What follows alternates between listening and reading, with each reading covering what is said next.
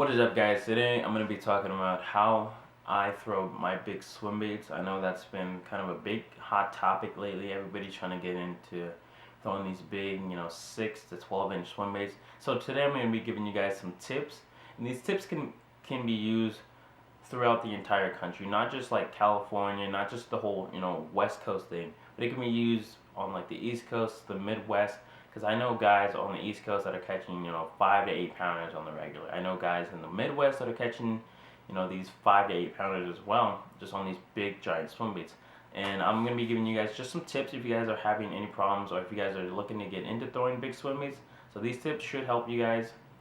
These tips I'm about to give you guys, though, they're not written in stone. They're not in like science books. They're not like the right way. I don't think there's a few right ways, but this is just what I've had success in these past few years. So I'm going to give you guys some of the tips. I'm going to be kind of going off water column. I'm going to start with the top of the water, down to the middle, and then to the bottom. So we're going to kind of work our way. I'm going to be giving kind of tips on how I've had success on some of the baits, and I'll show you some different baits here that I've got. And yeah, let's get into it. So to start off, I'm going to be talking about topwater. This is an 8-inch Black Dog Baits Lunker Punker. The paint came off completely, but I'm still fishing it, and it's just a giant spook. That's pretty much how it walks. It's just a big walk the dog style bait. It's 8 inches long. It makes a lot of disturbance on the water. And now the way I fish this kind of bait is I'm fishing it off points.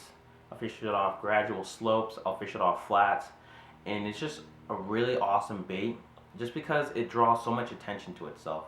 If you guys have ever seen a lunker punker in the water, it's calling for attention. It always brings up the fish, in my opinion. Big profile, just a giant spook. That's pretty much all that it is, and that's just what I like to fish.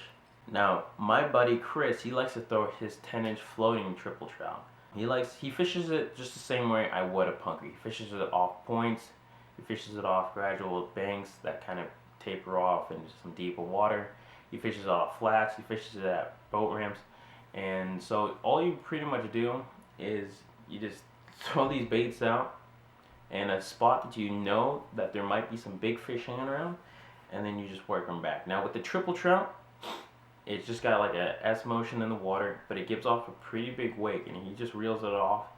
Sometimes he'll give it like a twitch just to see if he can't get a reaction bite, but it's mostly just a straight retrieve. And it's really cool to watch these big bass come up and just annihilate the bait.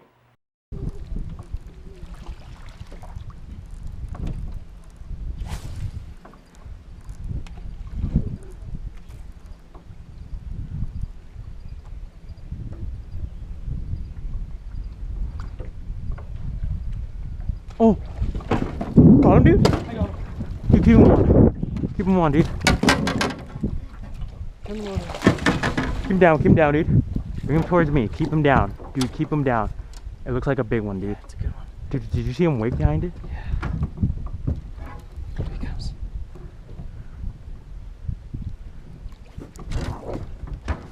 Here he comes. Where's she? Careful, dude. This is a big fish, dude.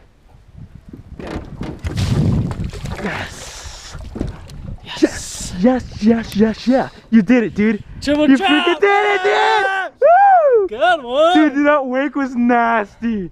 That wake was so nasty, dude. I was like, Dude. and then, dude, you're like, woo!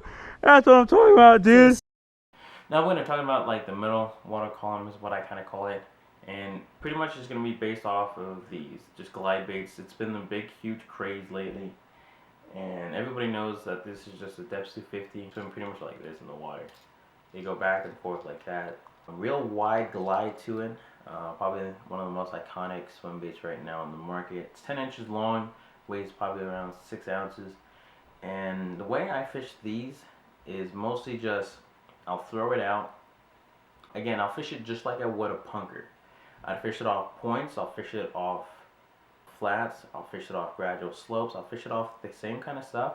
But if the fish aren't coming up and hitting the surface, I'm going to be throwing a glide bait. Now this bait, I will let it sink anywhere from 3 feet all the way down to 15 feet. You can't be scared to lose these baits sometimes. Sometimes you really just got to get it down to where those fish are. And it's just kind of a real straight retrieve, kind of just a glide, glide, glide, glide, glide, glide, glide, glide, glide, glide. And I'll just keep doing that. Sometimes I'll switch it up and do like a glide, glide, glide, glide, glide, glide, glide, glide, glide, glide, glide, and just kind of varying up the retrieve. Sometimes the fish like it faster, some fish like it slower. Kind of just gotta play with it a little bit. This bait will get bit, even though it's pretty big. It's 10 inches long. This bait will get bit by 2-pounders. I've caught, sadly, plenty of 2-pounders on this one, but it's just an enticing bait. You can fish it multiple different ways. You can fish it on top of the water. I know some dudes that like to fish it just subsurface and just kind of slowly creep it along. And you can also just straight retrieve it, and it doesn't look too bad on a straight retrieve. So there's many different ways. If I'm not throwing depths, throwing the Hinkle trout, probably one of my favorite ones. Big baits, 11 inches, 9 ounces. This one, as you can see, is just really beat up and whatnot, but really cool bait. It's got the same style of swim, just a little bit longer, just because the hinge design is a little bit different, and just the size of the bait. Some guys will be asking, what kind of hardware are you throwing on these baits? On pretty much all of my glide baits, I just have quads. Quads are just, they have 4 prongs on them instead of just the traditional 3 right there. So, I don't know. I like them. They're small. They're not like the big, this is an SC44 compared to. So it's small. And so the big fish don't get, scared off of that. They don't really see it as well in the water since it's a small profile and such a big bait. I know some guys will be saying, yo, those are too small of hooks, you can't hook them. I have no worries about, the size of the hook. I feel like, in my opinion, the smaller the hook, the better. And I've got double split rings. These are Owner. These are the Hyperwire, 50 pound. I've got 2 of them. I'm now on the Hinkle.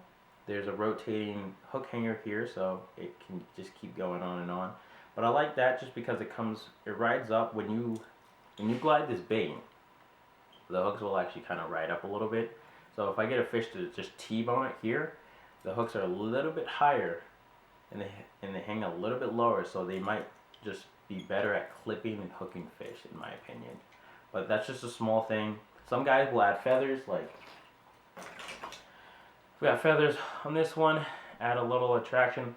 It can't hurt you. I know some guys will say, it adds drag and whatnot, but in my opinion, I haven't seen much of a difference in the swim of the bait. I add the feather sometimes the feather will kind of act like a spot for the fish to hit. It's something that's moving. It's kind of looks like a fin, and the fish will kind of target it sometimes. You never know, but it can't hurt. If you want to try it out, tie your own, feathers, you can.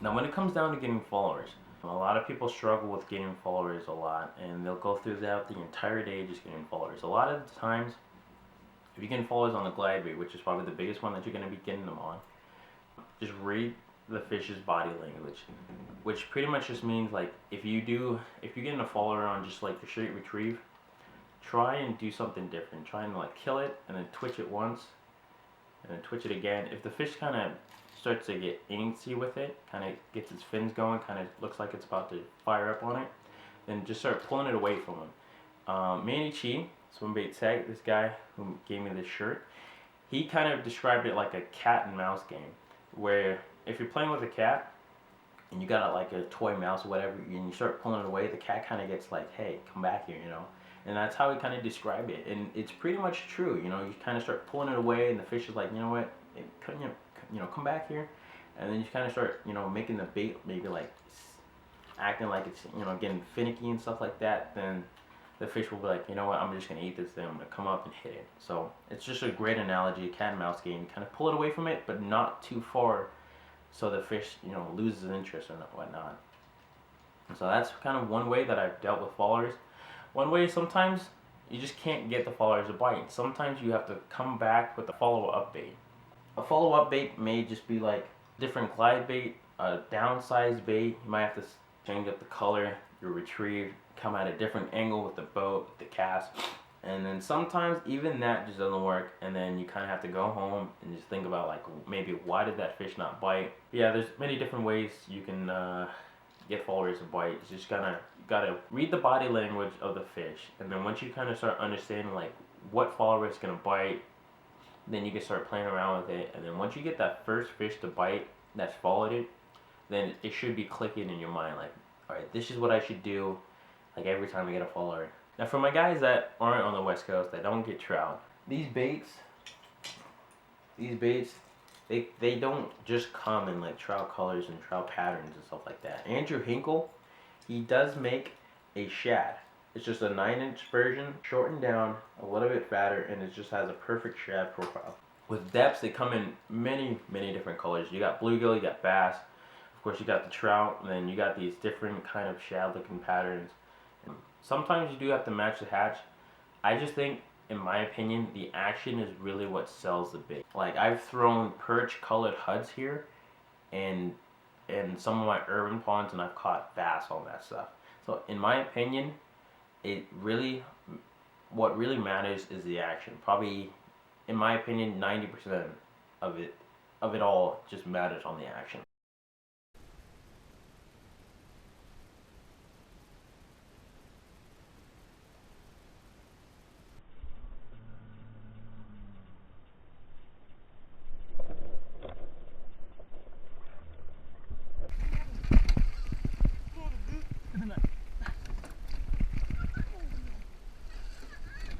Yeah, dude, get him.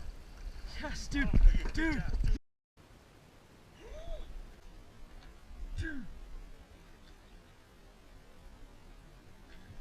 Oh my god! No! Dude! With the middle of the water column done, we're going to be switching down to our bottom bait. Most iconic one is a HUD, an 8-inch or 6-inch HUD, which I don't have at the time, but I do have Batesmith Magnum. Discontinued bait, they don't make them anymore, which is kind of sad, but it's about 9.5 inches long, and they come in quite a few different colors. This is, of course, just a trout color that I've got here, but it just kind of got a simple tail wag, nothing more to it. Other than that, it's pretty much just like a HUD design, a little bit longer, a little bit skinnier body, and that's pretty much it. And I fish these just like I would a HUD. Now the way that I fish magnums and HUDs and stuff like that is just like how everybody tells you. You just go find some points, some deep points, find some humps, find some rock piles, find stuff like that. Go bomb the bait, let it fall to the bottom, and just start slowly working it back. Now, I've never done that. I've never worked it like this low. A lot of the times, I'm just working it just on a straight retrieve. Real simple straight retrieve on the bottom, and I'm bumping those rocks down there. And sometimes when I'm bumping those rocks, I'll kind of rip it up sometimes, but just real slow, just like this. Not this kind of slow stuff. Sometimes that will work. Like I said, this is just tips that have been successful for me in the past, which is just retrieve, just like this. And this thing will just be going down there on the bottom, just like this. Sometimes the head will move a little bit, but that's what's been successful for me. It's just a straight retrieve. I know everybody says swim baits, big swim baits, you just gotta barely reel them in. That's one way to do it. I know a lot of dudes will do that, but with me, it's not as slow as you would actually think. It's just straight retrieve, and the bait will just do the rest for itself, and the bass will eat it. Now you guys may be asking, how do I turn followers into biters with this thing? I know a lot of guys will get followers on HUDs, magnums, stuff like that, and a lot of times it really depends on, again, reading the fish's body language. Now if the fish is like really uptight and close to it, then you might have to just start twitching it, or you might have to burn it back, and the fish will come up and catch it. A lot of the time, I'm twitching it. I'm just kind of twitching it, and I'll kind of bring the bait up to the surface, acting just like how we talked about with the punker and why they hit it so hard. It's because it's pretty much pinning itself to the surface, and I'll just bring it up to the surface, and I'll kind of start twitching it, and the fish will just kind of see that and be like, all right, it has nowhere else to go, and I'm just gonna hit it hard. And that's a lot of times how I will get the followers to bite.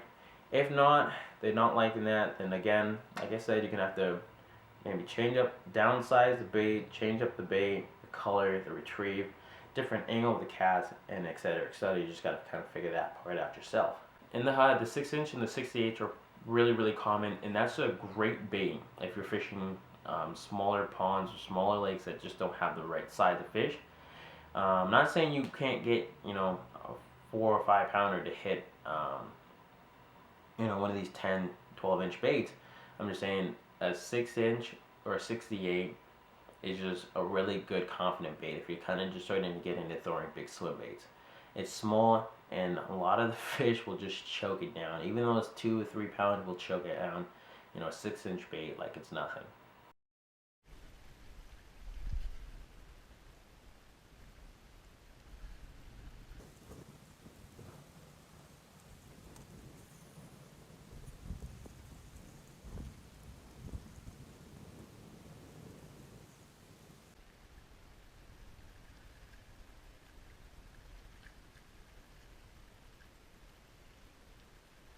Oh, got him. I got him. I got him.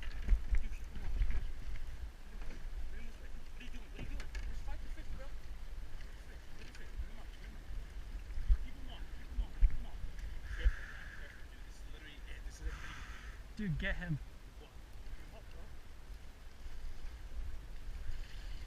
Yes! Dude! You fucking did it, dog! Yes!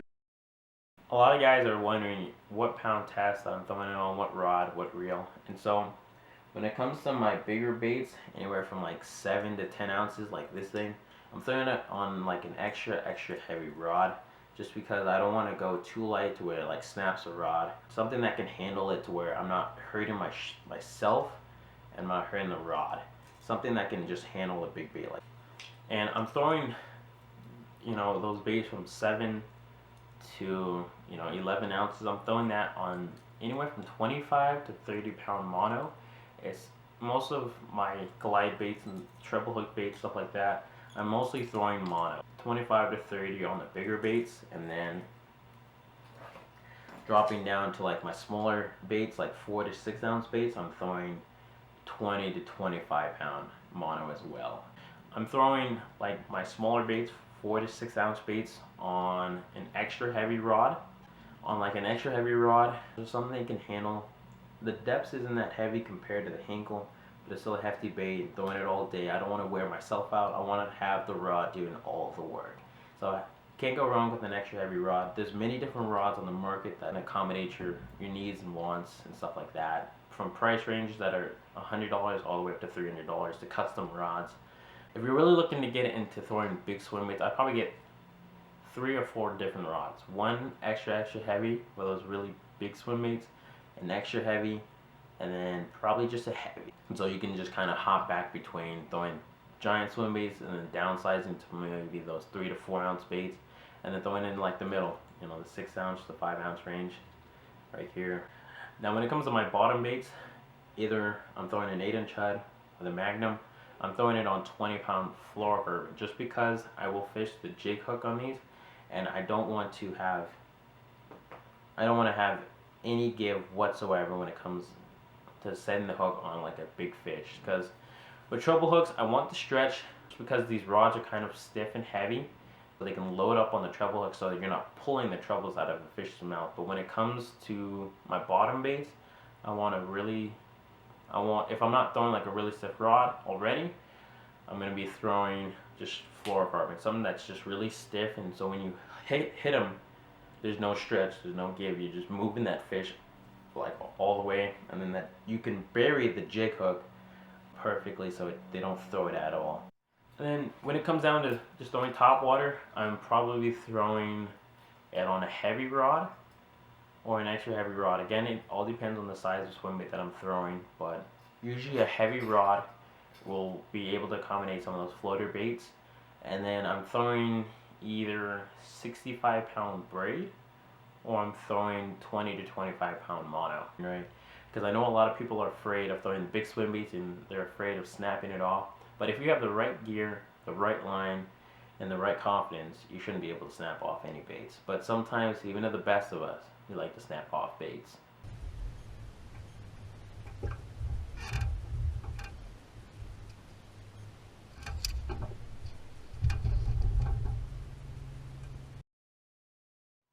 If you guys have any more questions that I didn't kind of cover over, I don't care if you're on the West Coast or the East Coast or the Midwest, wherever. If you guys have any questions about throwing these big swim baits, just leave a comment below, and I might make a part 2 of this video. If you guys really enjoyed it, maybe go more in depth, maybe on the water, kind of explaining how I like to do stuff. Maybe throw some fish catches in there. Thank you guys so much for watching, and as always, chase your dreams.